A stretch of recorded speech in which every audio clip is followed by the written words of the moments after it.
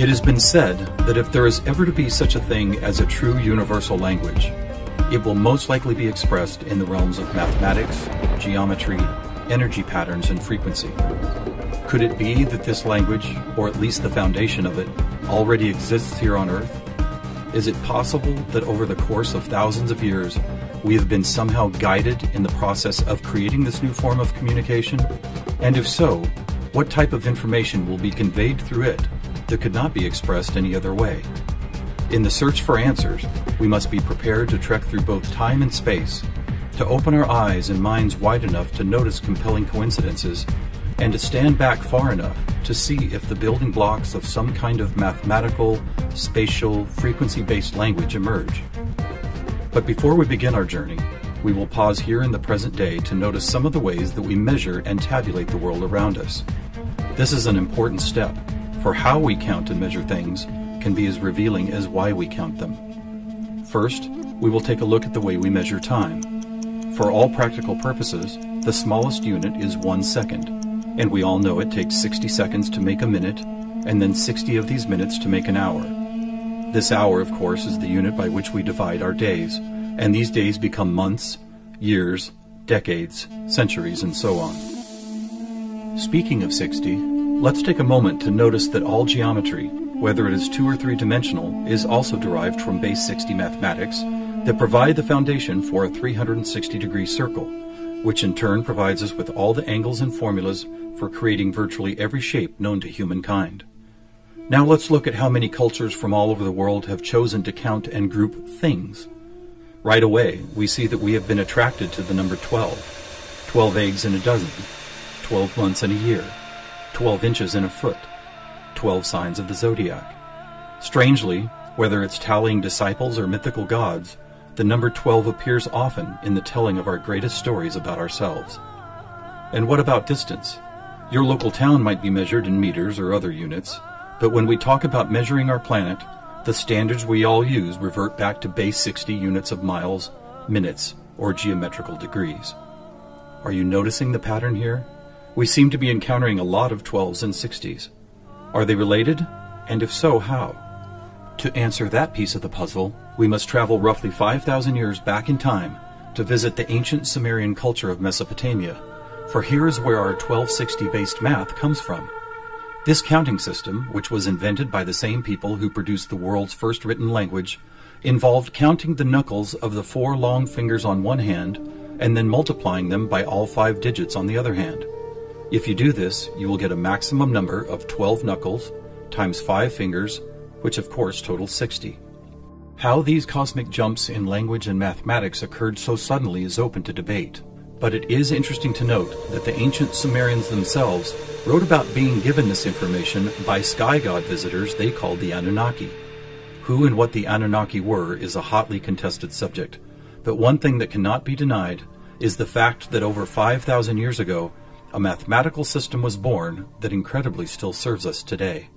So now that we have our various units of measurement, all based on the Sumerian 1260 counting system, let's jump forward to a few pivotal moments in history and see what other numbers, patterns, and synchronicities appear. In the 6th century BC, on the Greek island of Samos, the famed mathematician Pythagoras led a school of thought that married philosophy, mathematics, music, and of course geometry. And while Pythagoras did not discover advanced geometry, he did apply it in new ways, especially to music. For instance, he noticed that when a tauten string was plucked, it would create a tone. And when that string was divided in half, it would make the same tone only twice as high in pitch. Pythagoras then came up with numerical ratios based on harmonic fifths, and this led to the creation of the musical scale found at the root of most modern music. It is important to note that according to Pythagoras, all musical notes were found by using mathematics, and as such were given number values according to their placement in a kind of master grid. For instance, by using fifths beginning from note number 1, he was eventually guided to note 27.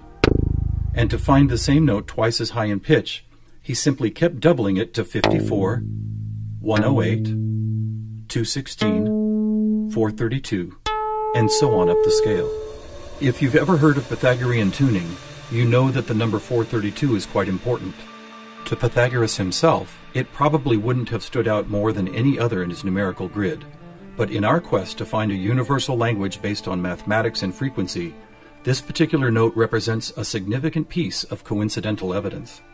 You see, many ancient musical instruments, from Tibetan bowls to Native American flutes, happen to produce the same tone, a tone that vibrates at 432 cycles per second. That's compelling, but even more intriguing is the fact that Pythagoras was not calculating vibration cycles to find tone 432. It just happens to be the same number.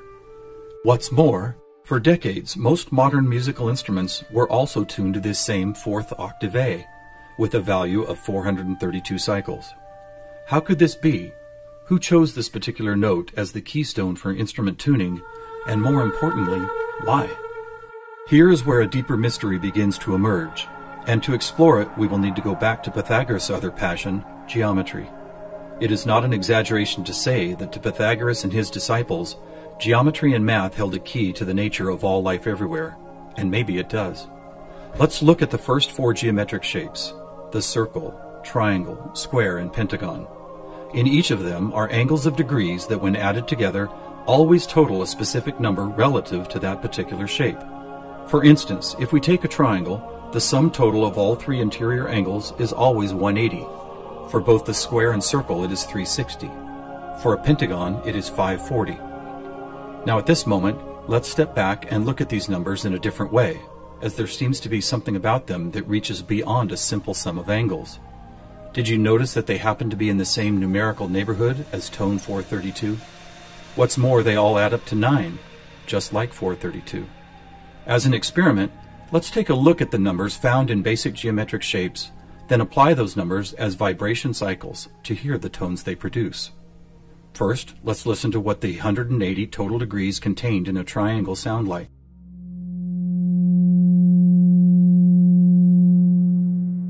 And here's a squares and circles 360 in cycles per second.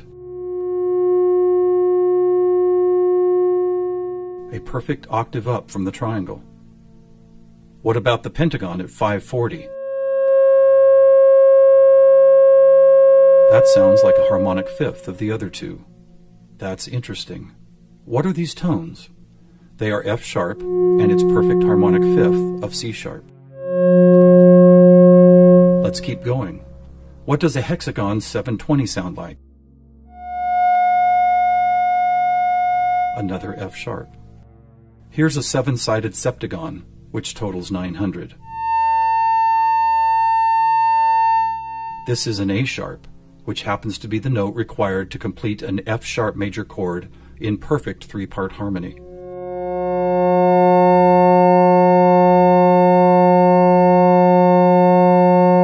And finally the octagon, where we get 1080, another C sharp. Suddenly, geometry is expressed by tones, and these tones just happen to create the most beautiful form of music, a perfect three-part major chord in the key of F sharp.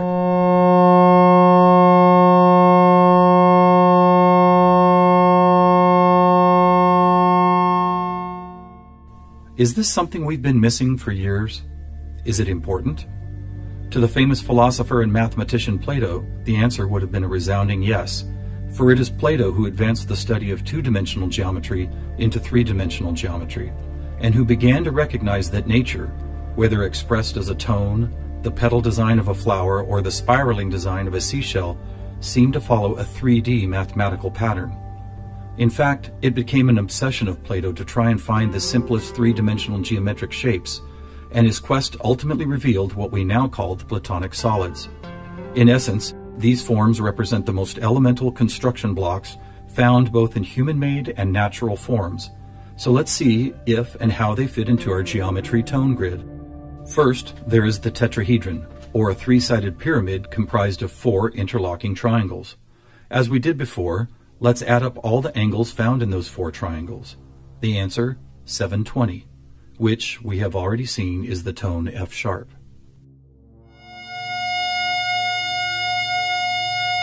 Next, we have the cube, whose six 360-degree squares totals 2160.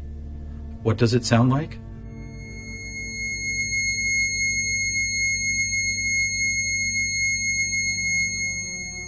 2160 is a high C sharp, and as you will see later, a very interesting number for other reasons as well. Next up is the octahedron.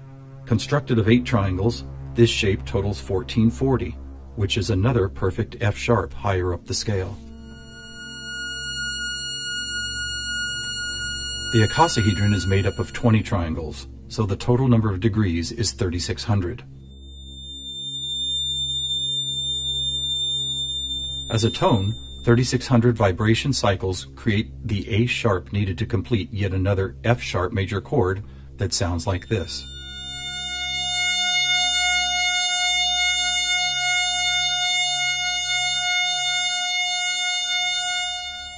At this point, we have seen how 2- and 3-dimensional geometry can be expressed by the notes found in an F sharp major chord. Could this also be true with what is known as sacred geometry? To find out, we will first need to build a design called the germ of life, which, when repeated, goes on to reveal the seed of life, then flower of life pattern found at sacred sites all over the world. First, we start with a circle at 360 degrees, which is the familiar F sharp. We then add our second circle, bringing the total to 720, another F sharp. 3 circles totals 1080, which provides the harmonic fifth of C sharp. 4 circles is 1440, another F sharp. 5 circles totals 1800, or the A sharp needed to once again provide the harmonic third of an F sharp major chord. And finally the 6th circle, which brings the total to 2160, another C sharp. Amazing! It's as if we can now both see and hear the flower of life pattern that has intrigued humankind for thousands of years. So now we have 2-dimensional geometry, 3-dimensional geometry, and even sacred geometry being represented by different variations of an F sharp major chord. How is this not common knowledge? How have we missed this connection? There are actually 3 explanations. 1, for reasons ranging from the mundane to the conspiratorial, musical instruments are no longer tuned to an A vibrating at 432 cycles per second, but rather 440. 2, modern tuning calls for equal temperament, which no longer adheres to Pythagoras' whole number simplicity. And 3, the tuning method required to reveal geometric shapes is based on a mathematical grid rather than mathematical ratios.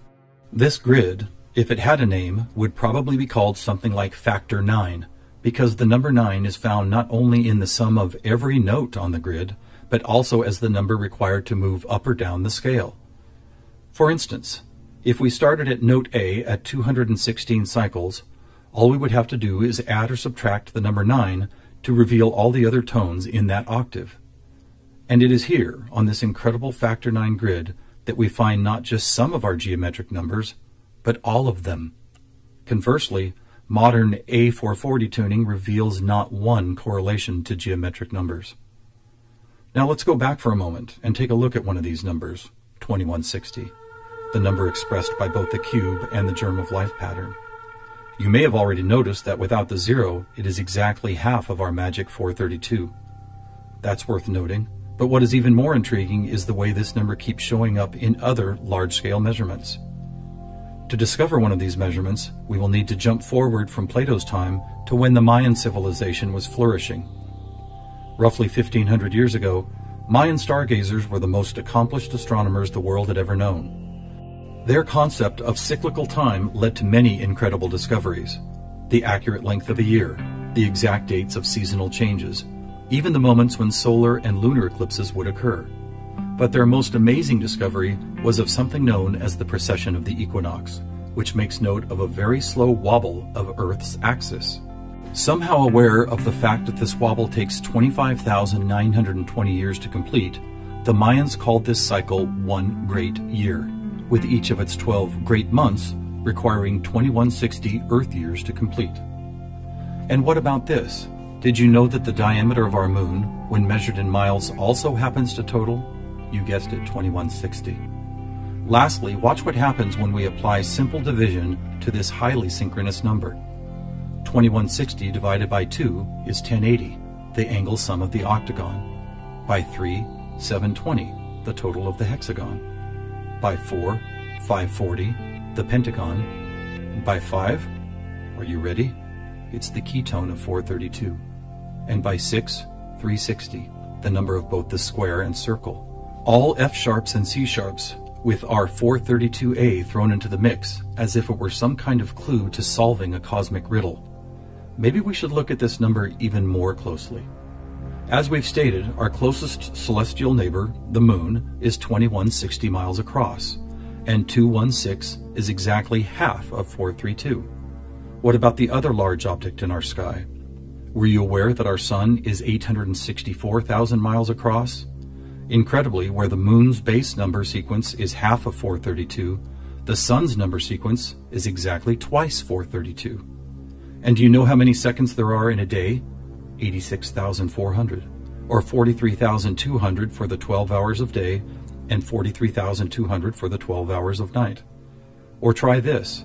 Take the 360 degrees found in the circular shape of our Sun and Moon, and then multiply it by the 12 hours of either day or night. The answer, 4320. Or how about this? What is the only whole number that when squared comes to within 0.01% accuracy to measuring the speed of light? 432. What is going on here? We have all these different things: Earth cycles, time and celestial measurements, geometry, sonic frequency, yet they are all represented by the same numbers over and over again. To answer that, we must search for the factor common to all of them, and that common factor is the 5,000-year-old Sumerian 1260 counting system. It is what gave us the inches to a foot, the seconds to a minute, and the 360 degrees in geometry. It's almost as if the sky god visitors, who the Sumerians called the Anunnaki, provided humanity with a counting system that would lead to the discovery of these synchronicities. Could it be that the number 432 really is some kind of cosmic key that unlocks a language of higher understanding? And if so, have these sky visitors ever been back to make sure we don't miss the importance of the 432 matrix? One possible answer can be found in the story of a man named George Van Tassel, a respected aeronautical engineer who believed he was contacted by extraterrestrial beings in the early 1950s. During this encounter, Van Tassel said he was provided with a mathematical formula that could be used for everything from time travel to sound frequency healing, and which he used to build the world-famous Integratron near Joshua Tree, California. What is this formula? It is F equals 1 over T, or frequency equals one particular something divided by the number of time. Well, what if that one something was the biggest one on our planet, the one great year of 25,920 discovered by the Mayans? And what if the number for time was the most logical choice of 60? Suddenly, this mysterious equation is expressed as frequency equals 25,920 divided by 60. Are you ready for the answer? It's 432. Not only the frequency that instruments all of the world have been tuned to for thousands of years, but also the number that reveals the synchronistic nature of life on this planet. Noticing all these coincidences revealed by the 432 matrix and the Sumerian counting system, we must wonder if other ancient cultures were aware of them as well. Just scratching the surface, it would seem that they were. For example, let's take the Sumerian 12 and square it for a total of 144. Right off, we see that it is indeed a number and tone contained within our factor 9 grid. Expanding outward, we find 1440, then 144,000, which is a number that appears all over the world in the most compelling of ways. Take, for instance, the Great Pyramid of Giza. It happens to have been covered with 144,000 smooth white casing stones. To ancient Mayans, 144,000 days was the length of their 394-year back tune, a time cycle which has just begun again. In the Bible, we read that there will be 144,000 chosen ones redeemed from the earth prior to the apocalypse. Obviously, number sequences like these have been significant to many different cultures and religious sects, and to one enigmatic group in particular, the Freemasons. Were the earliest Masons, the supposed keepers of sacred information, also aware of the factor 9 grid, the 432 key, and the number 144,000? Their infatuation with the numbers 3 and 13 might be telling. For instance, if you divide 144,000 by 432, the answer is 333.3 into infinity. Or take a look at the back of a dollar bill. That famous unfinished pyramid could be revealing some interesting clues. For instance, there are 13 steps climbing the pyramid, and 13 times 33.3 is 432.9. Even the shape of the flat-topped pyramid appears to be made as if someone had drawn 4 dots in a line, then 3 above it, then 2 above that, and then connected those dots to reveal this iconic shape. And of course, let's not forget that the square root of our all-important factor 9 grid is 3 threes. Who else knew about 432? The answer is surprising. In India, large cycles of time are called Kali Yugas, and each one is 432,000 years long. In fact, the number 432 appears so often in sacred structures and myths, from Stonehenge to the pyramids, that author Joseph Campbell could not help but see it as the most important mythological number in history. So what do we have here? What is it that's trying to be expressed by all of these coincidences? One answer is that over the course of history, we have been somehow guided toward both the subconscious creation and eventual conscious recognition of a grand pattern based on frequency, mathematics, time, space, and geometry. Quite possibly, these synchronistic numbers, shapes, and tones represent the building blocks of a language that we do not yet fully understand, but could turn out to be the most important language we will ever learn. How will we use it? Who will we be conversing with? Time will tell. Thousands of years ago, from locations all over the globe, various prophets, shamans, and seers described an era when humanity would make some kind of cosmic leap into a next level of consciousness. Here, at the dawning of the age of Aquarius and the start of a new Mayan Baktun cycle, maybe it's happening.